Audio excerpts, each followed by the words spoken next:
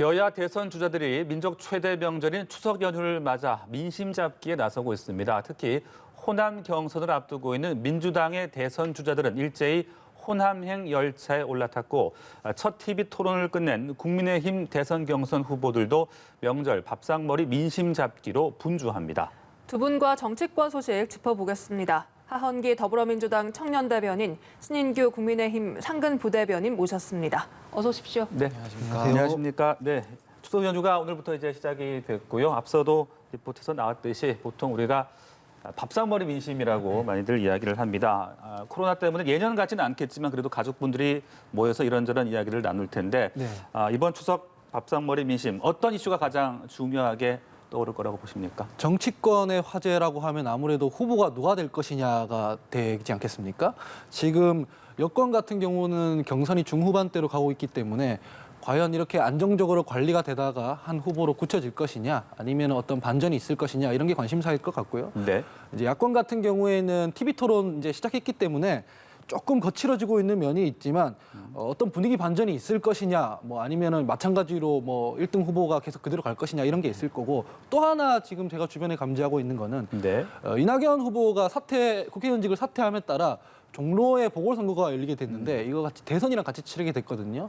여기에 어떤 후보를 낼 것이냐, 이게 미니 대선이 될 것이냐, 아니면 뭐 대선 주자들의 어떤 런닝메이트처럼 후보들이 갈 것이냐, 이런 관심들이 많이 있는 게 사실이라 뭐 종로 보궐선거 혹은 경선 이런 것들을 주로 얘기하게 되지 않을까 이렇게 전망하고 있습니다. 경선 후보가 누가 될 것이냐, 그리고 종로 보궐선거까지 이야기를 하셨는데 어떻게 생각하십니까? 예, 저희도 지금 일단은 추석 밥상머리 민심이 가장 중요하다고 보고 있습니다. 지금 민주당 같은 경우는 이제 경선이 좀 진행이 된 상태고요. 이제 저희 당 같은 경우는 이제 막 경선 이제 토론회가 막 시작이 돼서 굉장히 뜨거운 상황입니다. 지금 정권 교체를 바라는 국민들의 여망이 여론조사를 통해서 보면 한 55% 정도로 나오고 있거든요. 그러면 여권에서는 이재명 지사로 거의 굳어지는 것이 확실시되고 있기 때문에 아무래도 추석에 그 밥상머리 민심에서는 아무래도 국민의힘 후보가 누가 돼서 이재명 후보를 대적할 것이냐, 이것이 아마 관심이 될 것 같고요. 또 하나의 특징은 저희 경선은 민주당과 달리 결선 투표가 없습니다. 그래서 지금 현재 이제 양강 구도가 형성이 됐고 또 이제 3위, 4위 주자들이 올라오고 있기 때문에 정말 좀 어떻게 보면 가장 많은 표만 얻게 되면 당선이 되는 구조로 돼 있어서 더 많은 관심을 끌 거라고 기대하고 있습니다. 네, 지금 대장동 개발 의혹 변수로 떠오르고 있습니다. 국민의힘은 시행사인 화천대유가 누구 것입니까?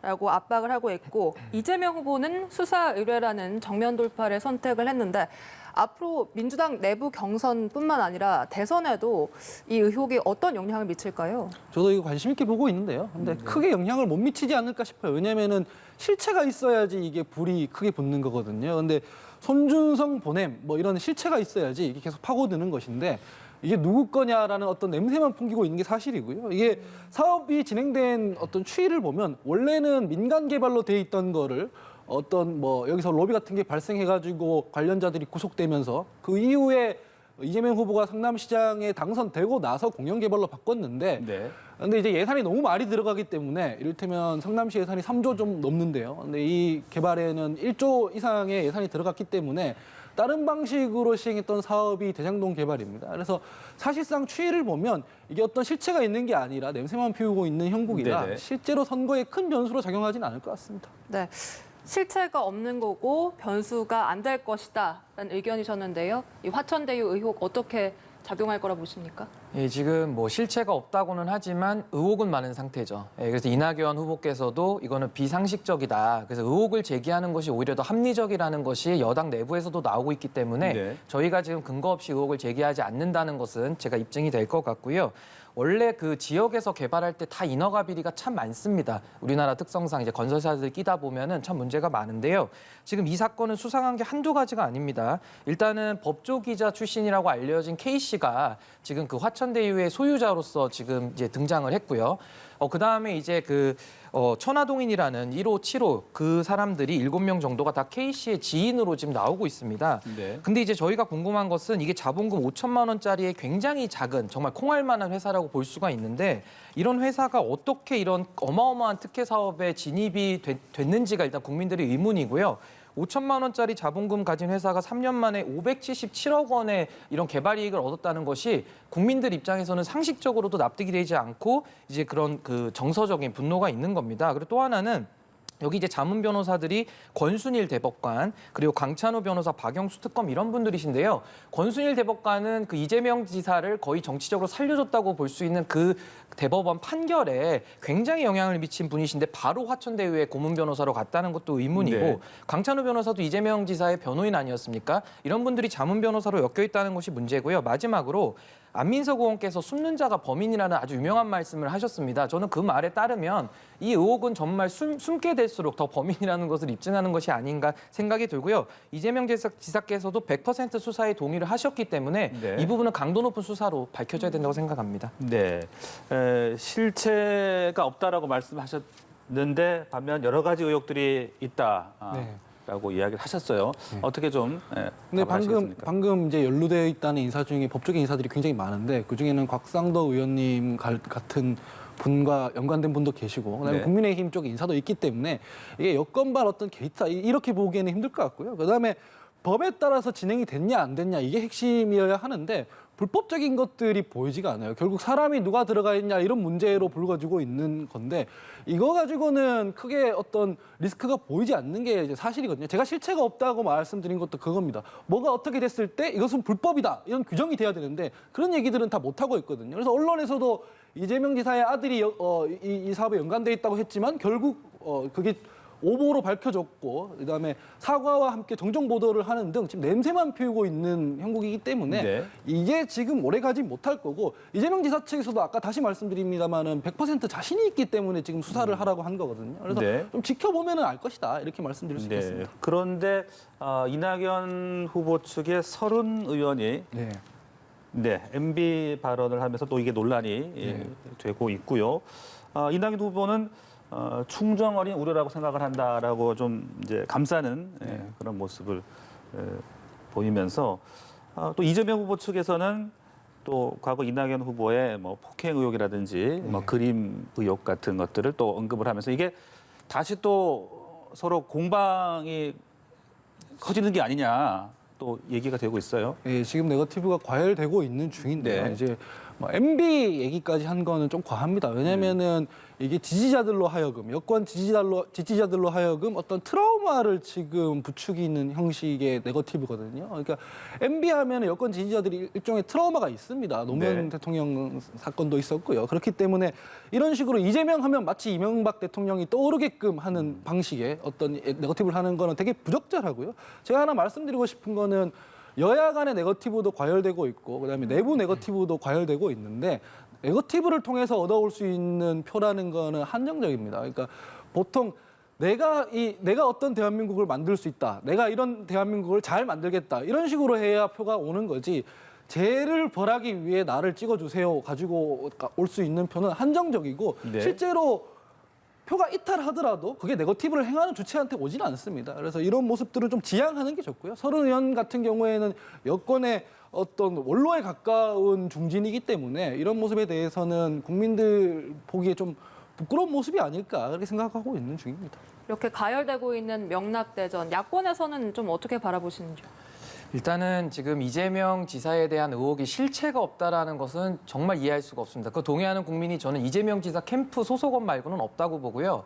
이게 어떻게 5천만 원짜리 자본금 회사를 만들어서 이게 3년 만에 577억 원의 수익을 낼 수 있다고 하면 국민 여러분들 누구라도 다 투자하고 싶지 않겠습니까? 이거는 모두에게 동일한 기회가 주어지지도 않은 채 일부 소수들이 그 이익을 독점했다는 의혹이거든요. 이거는 명명백백하게 수사로 밝혀지고서 참거짓이 가려져야지 아직 수사도 시작하지 않았는데 자기들이 부인을 하면서 이걸 또 가짜뉴스라고 매도를 합니다. 이러면서 또 언론중재법을 또 얘기를 하는 이런 정말 그 악의 순환고리처럼 저는 느껴지기 때문에 굉장히 부적절하다는 걸 지적을 하고요. 이거 네거티브와 검증의 좀 차이를 말씀드리겠습니다. 의혹이 없는 상황에서 자신의 정치적인 이익만을 위해서 문제 제기하는 거를 네거티브라고 하고요. 의혹이 있고 국민적인 관심사가 있고 정치적 이익이 없이 국민적 관심사를 대변하는 것을 검증이라고 합니다. 지금 이 사안은 검증에 해당한다고 저는 보는 것이고요. 정말 네거티브의 전형적인 것은 지난 4.7 보궐선거에서 박영선 후보가 자신만의 정치적인 이익을 위해서 계속 생태탕만 떠들어댔습니다. 이런 것들이 전형적인 네거티브라고 저희는 생각을 하고요. 이 부분에 대해서 의혹 제기하는 것을 이재명 지사 측에서 강력하게 지금 막고자 뭐 고발을 하겠다 이런 식으로 협박까지 하고 있는데 오히려 이거를 검증을 네거티브라고 매도하는 것 자체가 저는 네거티브라고 생각을 합니다. 네, 지금 화천대유 자금 흐름과 관련해서는 경찰이 내사를 중이니까요. 앞으로 그 추이를 지켜보도록 하겠습니다. 이낙연 후보의 상황을 좀 더 살펴보면 호남 대전을 앞두고 이 친문 핵심들이 지지를 선언했고 또 호남 불가론의 반론이 펼쳐지면서 이 동정론도 확산을 하고 있습니다. 앞으로 반전 가능할까요? 근데 뭐 친문 핵심들이라고 해도 이제 친문 의원들은 많이 분화가 돼 있기 때문에 그게 어떤 큰 변수가 될지는 좀 회의적이고요. 그다음에 호남 불가론 같은 얘기는 이제 안 썼으면 좋겠어요. 어쩌면 국민의힘에서도 이준석 대표가 이렇게 얘기를 하지 않습니까? 이제 전통적인 어떤 지역 구도를 나눠가지고 선거 전략을 짜는 방식은 폐기해야 된다고 하는데 여권에서도 마찬가지입니다.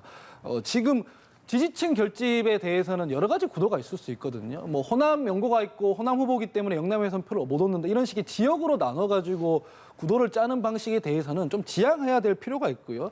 그렇다고 수도권을 포함한 전국 지지 전체가 흔들 수 있는 어떤 모멘텀이 있느냐 하면 이낙연 후보한테 아직까지 그런 게 보이지 않는 것도 사실입니다. 그래서 네. 조금 더 지켜볼 필요가 있어 보인다 이렇게 말씀드리고 싶어요. 네, 좀 더 지켜봐야 된다고 말씀하셨는데 대변인은 어떻습니까? 앞서 거의 뭐 이재명 후보가 되지 않겠냐고 말씀하셨는데 큰 분위기 반전이 없다라고 보시는 겁니까? 예, 뭐 이낙연 후보께서 이제 저도 이해는 합니다. 이제 마지막 승부수가 의원직 던지는 거 말고는 그분이 지금 가진 카드가 없기 때문에 던지신 건데 이거는 비판받아야 마땅한 부분이요. 의원직 사퇴라는 게 그렇게 가볍게 할 수 있는 것은 아닙니다. 그러니까 정말 이것이 자기의 정치적 이익을 위해서 지금 활용을 하고 있는 것이거든요. 이렇게 되면은 종로에서 이낙연 후보를 믿고 뽑아준 유권자들은 뭐가 되는 것입니까? 이 부분을 저는 일단 지적을 하고 싶고요. 이낙연 후보가 지지율이 안 오르는 이유는 딱 하나입니다. 시그니처 정책이 없어요. 그러니까 예를 들면 이재명 지사 같은 경우는 뭐 기본 시리즈가 있다든지, 뭐 추미애 후보 같은 경우는 뭐 검찰, 뭐 개혁이라고 하지만 저희는 장악이라 부르는 그런 시그니처들이 있는데 이낙연 후보는 뭐 맨날 총리 시절에 어떤 뭐 조류 독감을 뭐 막았다라든지 산불을 껐다라든지 이 정도 수준에밖에 치적이 없기 때문에 국민들한테 어필이 안 되는 겁니다. 그러면은 문재인 정부와 차별화를 통해서라도 지지율을 회복을 해야 되는데 그것도 아니거든요. 그래서 정권 교체 여론이 55%를 지금 구가하고 있는 상황 속에서는 이낙연 후보가 크게 반등을 하기에는 저는 매우 어렵다고 생각을 합니다. 네, 그렇다면 1차 슈퍼위크에서 상당히 선전을 한 추미애 후보에 대해서는 어떻게 보십니까? 뭐 추미애 후보 같은 경우도 11% 이상을 득표를 했기 때문에 네. 상당히 선전을 했다고 볼 수 있는데요. 그 부분은 이제 좀 들여다보면 최근에 이제 소위 고발사주 의혹이 있지 않았습니까? 그러면서 이제 그 강성 지지층을 중심으로 해서 또다시의 검찰개혁 시즌 3로 이제 또 이거를 몰고 가려는 여론이 또 형성이 됐습니다. 그러면서 추미애 후보가 저는 이제 반등을 했다고 보는데요. 아까 우리 하 대변인님께서도 말씀해 주셨듯이 이제 친문이 많이 분화돼 있습니다. 분화돼 있는 상황에서 이제 추미애 후보와 이낙연 후보가 그거를 균점하는 상태거든요. 그래서 온건한 친문은 이낙연 후보, 강성 친문은 이제 추미애 후보 쪽으로 가 있는 구도인데 아까도 말씀드렸다시피 정권 교체 여론이 55%를 넘는 현 상황 속에서는 아무리 친문 마케팅을 해도 이 경선에서 통할 리가 없다. 그래서 이재명 후보가 이긴다. 저는 그렇게 보고 있습니다. 네, 그런데 이 추 후보가 계속 선전을 할 경우에 이재명 후보의 과반이 무너질 수도 있다라는 그런 일부의 관측도 나오는데요. 선전을 한다면 그럴 수도 있죠. 그렇지만 제가 이제 조금 안심하고 있는 거는 추미애 후보의 지지층은 방금 말씀하신 대로 되게 친문 강성, 밖에서 봤을 때 그렇게 불리는 사람들이 굉장히 있지만 동시에 어떤 사람들이냐면 추미애 후보가 아니더라도 본선에서 선택된 후보를 본선에서는 표를 주겠다라고 하는 후보들이 굉장히 많습니다. 근데 다른 후보들의 경우에는 내가 지지하는 후보가 아니라면 본선에서도 표를 주기가 어렵다라고 하는 분들도 있거든요. 그거에 비하면은 추미애 후보가 3등에서 치고 올라오는 거는 뭐 이거는 좀 드라마라고 볼 수도 있는 거고요. 약간 역동성을 가미해 주는 거기 때문에 네. 긍정적으로 저는 사실 보고 있는 중입니다. 네. 그리고 제가 하나만 더 말씀드리자면 이제 그 민주당 경선이 지역별 순회를 하고 있지 않습니까? 여기서 또 하나 봐야 될 부분은 이제 수도권이 제일 마지막에 있습니다. 그래서 이제 호남이 남아 있고 이제 뭐 부울경이랑 수도권인데 아무래도 이재명 지사가 경기도에서 평가가 좋지 않습니까? 그래서 경기도의 그 표심이나 이런 것들을 고려했을 때도 네네. 수도권 민심은 이재명 지사에게 더 유리하다고 생각이 듭니다. 네. 이어서 국민의힘 대선 경선 상황으로 넘어가 보겠습니다. 이 1차 토론 때 홍준표 후보가 조 전 장관 수사가 과했다라는 발언, 현재 야당의 후보들이 모두 십자포화를 퍼붓고 있습니다. 홍준표 후보는 이 국민들이 그렇게 생각한다면 이 생각을 바꿀 수밖에 없겠다라면서 한 발짝 물러섰는데요. 이 발언의 배경 뭐라고 봐야 됩니까? 일단은 각 후보의 소신은 존중되어야 합니다. 그거는 뭐 어떠한 정파를 떠나서 저희 당에서도 뭐 소위 조국 장관을 옹호했다고 해서 그거를 또 비판하는 거는 민주정당의 모습에 맞지 않기 때문에 그 소신은 존중되어야 하고요. 아무래도 홍준표 후보께서 검사 출신 아니겠습니까? 그러니까 검찰 수사의 그 생리를 너무 잘 아시는 분이기 때문에 이 부분에 대해서는 그런 뭐 과잉 수사였다라는 본인의 소신을 밝힌 걸로 보면 되는데요. 여기서 문제가 된 거는 그겁니다. 홍준표 후보께서는 과거에 조국 수사에 대해서 굉장히 좀 윤석열 후보 잘한다 이런 식으로 칭찬을 했다가 이제 와서는 또 윤석열 후보가 잘못했다는 식으로 과잉 수사를 하기 때문에 이러한 입장 변화가 어떠한 타당한 설명이나 합리적인 이유가 없이 그냥 바꿨기 때문에 지금 조금 비판이 있는 거고요. 또 그 공격의 정도가 너무 또 과도하게 되면 원팀 정신을 또 해한다는 이제 그런 비판까지도 감수를 해야 될 것입니다. 그래서 조국 이슈라는 것은 우리 보수 진영에서 이거는 공정의 이슈이기도 하고 내로남불 이슈이기도 하고 정의관에 관련된 이슈이기 때문에 앞으로도 토론의 과정을 통해서 계속 이 부분에 대해서 공방이 있을 것으로 생각하고 있습니다. 하대비는 홍준표 후보의 조국 전 장관 발언 어떻게 보셨습니까? 민주당 지지자들의 어떤 역선택을 노렸다는 분석도 있고요. 예, 근데 역선택으로 얻을 수 있는 표가 얼마나 되겠습니까? 홍준표 후보 같은 경우에는 이 발언을 최근에 한 게 아니고요. 7월 달부터 하고 있었습니다. 7월 달부터 하고 있었고요. 토론회를 저도 봤는데요.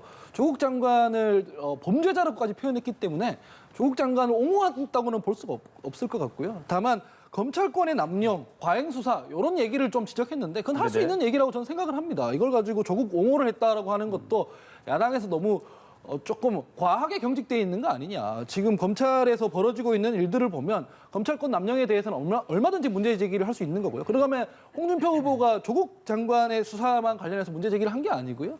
야권발 적폐청산 수사 관련해서도 문제 제기를 하는 그 연장선상에서 이어진 거거든요. 네. 이런 지점에 대해서는 여야가 권력기관의 어떤 권력 남용, 검찰권 남용 이런 문제에 대해서는 얘기할 수 있다. 이렇게 바라보는 시선도 필요해 보입니다, 사실. 네, 옹호라기보다는 수사 방식의 어떤 좀 그런 문제점을 이야기하는 것이다. 네, 이렇게 이해를 해볼 수 있을 것 같고요. 자, 이런 가운데 윤석열 후보가 이 박정희 전 대통령의 생가를 찾았다가 곤혹을 좀 치렀습니다. 네. 박근혜 전 대통령 지지자들의 거센 항의를 받는 바람에 급하게 빠져나왔는데 또 근데 포항에서는 또 지지자들의 환호를 받는 상당히 좀 어떻게 보면 대조적인 그런 모습이 연출이 됐거든요. 그럼 TK 민심을 어떻게 저희가 해석을 해야 되는 겁니까? 아무래도 이제 국민의힘이 TK 당원들이 참 많으시기 때문에 그 정서가 굉장히 중요한 건 사실입니다. 그리고 우리 당에서는 사실 이제 그 탄핵을 두고 그 많은 공방이 있었고요. 아직도 탄핵을 부정하는 당내의 소수 사람들이 있습니다. 근데 이것은 그분들이 또 이제 부정선거 이슈까지로 이제 연결이 돼서 아직도 그 소수적인 목소리를 내고 있는데 당내에서 이미 분명하게 입장은 다 정리를 했습니다. 저희는 탄핵의 강을 건넜고 부정선거하는 선을 걷기 때문에 이 부분에 대해서는 이제 TK 민심도 많은 것을 지켜볼 것입니다. 그리고 가장 중요한 것은 저희 전당대회가 얼마 전에 있지 않았습니까? 전당대회에서도 이 TK에서 30대 원외 당대표를 이제 압도적인 숫자로 이렇게 밀어줬기 때문에 이런 부분들도 저희가 유심히 봐야 될 것이고요. 그리고 앞으로 이제 15차례의 그 토론회가 남아 있습니다. 이걸 통해서 우리 그 TK에 계신 우리 당의 많은 그 당원분들께서 과연 본선에서 나가서 이재명 후보를 꺾을 우리 당의 후보가 누구냐, 그 사람을 좀 자질을 평가할 것이라고 보고요. 조금 더 TK의 그 요동치는 민심은 지켜봐야 될 것 같다고 생각을 합니다. 네. 이런 가운데 고발 사주 의혹도 계속되고 있습니다. 정치권에서는 고발 사주냐, 국정원장의 제보 사주냐 이를 두고 공방이 이어지고 있는데요. 이 제보자 조성은 씨의 미국 출국설까지 불거지면서 야권에서는 제2의 윤주호가 아니냐 이런 이야기도 나오고 있습니다. 앞으로 이 고발 사주 의혹 어떻게 좀 전개가 될까요? 어떻게 전개가 되든 지난해 4월에 검찰발 고발 사주가 벌어졌다는 팩트는 움직이지 않습니다. 고발 사주에 관해서 그 이후에 누가 제보자가 누구를 만났던 어떤 사람이든 박지원 원장이랑 만났던 이런 것들은 팩트 자체를 움직이는 변수는 아닌 거거든요. 만약에 국정원이 직접 대선에 개입하려고 했던 어떤 정황 증거들이나 이런 게 발견된다면 그건 그것대로 별도로 문제인 건데요.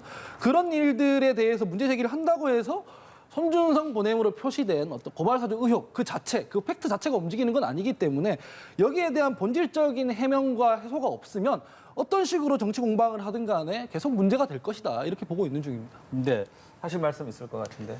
저는 일단 우리 하 대변인께서 말씀하신 것 중에 제가 반드시 이거는 짚어야 되는 부분이 지금 고발 사주가 팩트로 확인됐다고 말씀을 하셨거든요. 이거 굉장히 부적절한 말씀입니다. 지금 고발을 사주했다라는 것은 윤석열 후보가 그럼 그걸 손준성 검사한테 시켰다라는 것이 입증이 돼야 되는데 아직 그 부분이 입증된 바가 없거든요. 그리고 당사자가 강력히 부인하고 있습니다. 그리고 지금 수사기관에서는 공수처, 검찰까지 동원해서 다 수사를 지금 하고 있는데 이것이 어떻게 마치 확인된 사실인 것처럼 마치 손준성 보냄만을 가지고서 이것이 사주가 됐다라는 그걸 확정짓는 것은 굉장히 논리적인 비약과 모순이 있다고 저는 생각을 하고요. 이거 굉장히 심플한 사안입니다. 이것이 검찰에서 작성이 돼서 나왔다 그러면 엄청난 문제입니다. 이거는 굉장히 거기에 따른 책임을 져야 될 것이고요. 이건 수사로 밝혀질 것입니다.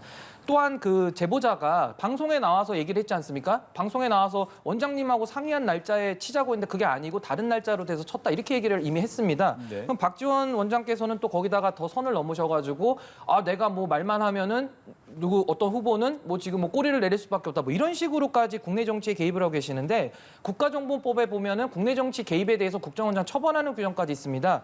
이러한 상황 속에서 이렇게 국내 정치에 개입을 하는 거 굉장히 부적절하기 때문에 이 부분까지도 저희는 수사로 명명백백하게 밝혀야 된다는 명확한 입장입니다. 혹시 반론이 되면은 하나만 네. 말씀드리면은 제가 말씀드린 건 검찰발 고발 사주라고 했고 윤석열 전 총장이 시켰다고는 말씀을 안 드렸고요.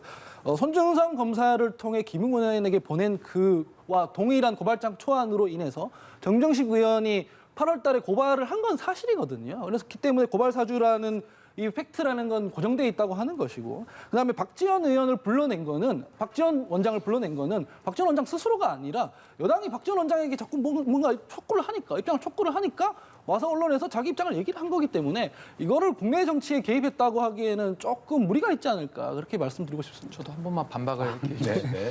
지금도 고발 사주에 대해서 주어를 빼고 얘기하기 때문에 이런 논란이 있는 겁니다. 그러니까 앞으로는 고발 사주라고만 프레이밍을 짓지 마시고 검찰발 고발 사주라고 하시든지 아니면 윤석열 후보 고발 사주라고 하시든지 좀 더 명확한 표현으로서 이거를 프레임을 해야지 그냥 뭉뚱그려서 고발 사주라는 말 쓰는 것은 매우 부적절하다는 것을 네, 짚겠습니다. 이게 상당히 또 좀 이게 민감하고 중요한 이슈인 만큼 앞으로 어떻게 전개가 될지 좀 자세하게 지켜보도록 하겠습니다. 지금까지 추석 전국 민심 두 분과 함께 짚어봤습니다. 말씀 고맙습니다. 맞습니다. 감사합니다.